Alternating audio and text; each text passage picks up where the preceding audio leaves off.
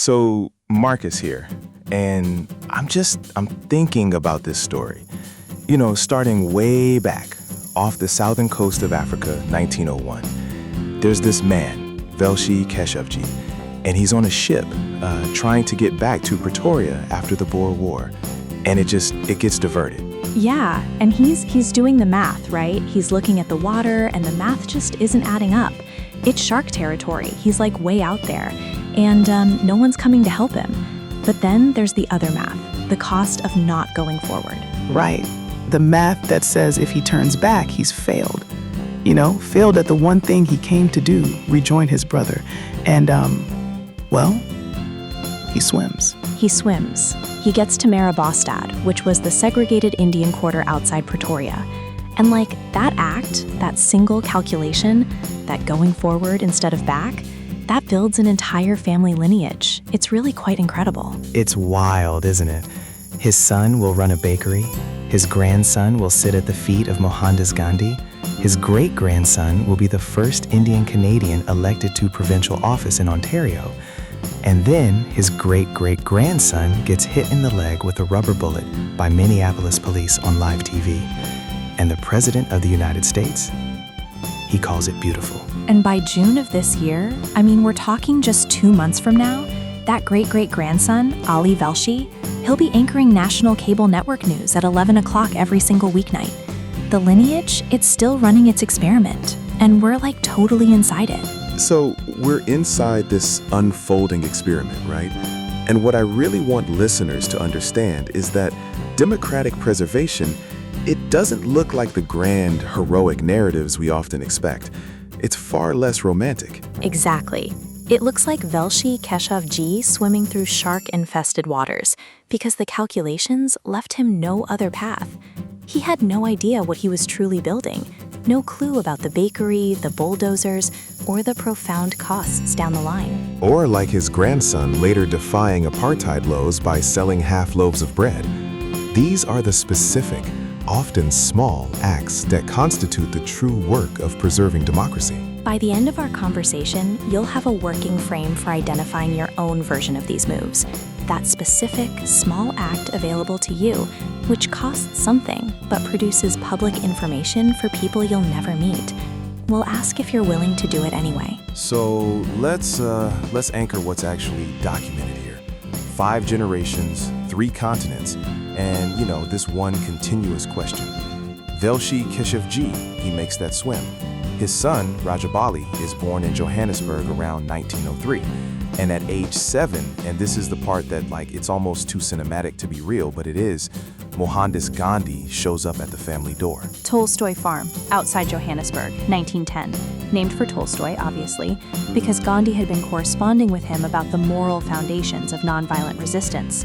The training there, it was what Velshi himself describes, and this language is so important, as the same way a paramilitary camp might train a young revolutionary soldier, only it trained him for an entirely different kind of war, arming him with self-discipline and self-reliance instead of hand grenades and a rifle. Wow. Rajabali grows up, marries, builds the African baking company, ABC Baking, into one of the largest commercial bakeries in South Africa, 4,000 loaves an hour at its peak. But after 1948, the National Party comes to power and starts building this whole legal architecture of apartheid. And one of those regulations, was that bread couldn't be sold in quantities smaller than a 2-pound loaf. Stop. I really want to sit on this for a second, Marcus. There was no ideological reason for that half-loaf law. None. The regime didn't have a theory about bread. The point of the regulation was that black laborers were paid in increments too small to afford a full loaf. The law existed to price them completely out of the commercial market for bread. That's the entire mechanism. So Rajabali and his son Murad, they sold half-loaves anyway. They'd set up tables outside the bakery, break loaves in front of customers who couldn't afford whole ones, even give bread away to families who couldn't afford halves. And every Monday morning, they went to court and bailed out workers who had been swept up in weekend arrests, because under apartheid, those arrests were a labor procurement system. And then in 1961, the state forces the sale. The ovens, they get bulldozed. Murad later said it was the only time he'd ever seen his father cry. Rajabali was 58, and he died of a heart attack, like literally 1 week after the bulldozers came. He thought he'd lost. Velshi, Ali Velshi, puts it like this on NPR. He died at 58 thinking the entire mission had failed. The mission for civil justice, the mission for rights and liberty, and the fight against apartheid. And measurably, it was worse the day he died than the day he was born. It's a powerful quote. It is. Now, here's the assumption I really want to pull on. The way this story usually gets told, and the way it gets sold by the publisher's marketing copy, is that this is like an exceptional family, that this is a story about a special lineage that produced a network anchor. That assumption is doing a lot of work, and I don't think it survives examination. Why not? Because the story looks distinctive only because someone wrote it down. There were thousands of families like this in Marabastad, tens of thousands across the Indian merchant diaspora in South Africa, hundreds of thousands across the global migration produced by those late Victorian famines. Most of them ran their version of the bakery. Most of them died at 58 believing they had failed. The story we're hearing, Marcus, it's a survivorship sample. The real population is enormous and almost entirely anonymous. Which means what for our listener then? It means that thinking about citizenship as something that happens in exceptional families is like a total category error. The right analogy is open source software. There's a project, call it democracy, call it civil society, call it whatever you want. And most users use it without contributing. The project keeps running because some users, mostly anonymous, file pull requests at their own expense. They fix bugs no one asked them to fix. So they keep the maintenance ship going even when nobody's, really paying for it. Exactly. The project exists because of them, but they are not heroes. They're just the users who decided to contribute. And the project degrades, measurably, predictably, when contribution falls below that maintenance threshold. The bakery was a pull request. The 1981 election was a pull request. The intersection in Minneapolis where Ali Velshi was hit, that was a pull request. None of those people were special. They were the users who decided to commit code. That's a powerful way to frame it. Now, I want to pull a thread that takes us somewhere most analyses of this material don't go. In 1910, Gandhi's running this residential teaching community, right, in the Transvaal. He calls the discipline he's developing satyagraha, truth force, soul force. He's training Rajabali and a dozen other children in vegetarian diet, simple manual labor, religious instruction across multiple traditions. And this interior preparation needed to face a state that's going to use violence against you and respond without violence of your own. Yeah, and then 20 years later in California, a man named Manly Hall is writing this huge book, 675 pages, called The Secret Teachings of All Ages. And by 44, he's published The Secret Destiny of America, which argues that no constitutional structure can hold a republic together if the citizens aren't first, trained interiorly. His phrase is philosophic democracy. His claim is that democracy is a discipline before it is a structure. Same curriculum, different campus. Totally. Same curriculum, different campus. They were both drawing from the same fin de siècle intellectual current: Theosophy, Tolstoyan Christian anarchism, the global Hindu philosophy tour Vivekananda had been doing through the United States since 1893. Two men, two continents, arriving at this identical conclusion that the state simply cannot make the citizens it requires.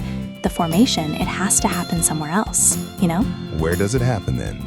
Where is somewhere else? In homes, in ashrams, in bakeries, in the Monday morning courthouse, in the conversations people have with their children about what is and isn't permitted by conscience, in the visible behavior of parents in front of their kids, almost never inside the institutions that depend on it. Why not inside the institutions? Because the state's incentive is compliance, and the formation that produces unfrightenable citizens is precisely the formation that resists state pressure when state pressure goes wrong.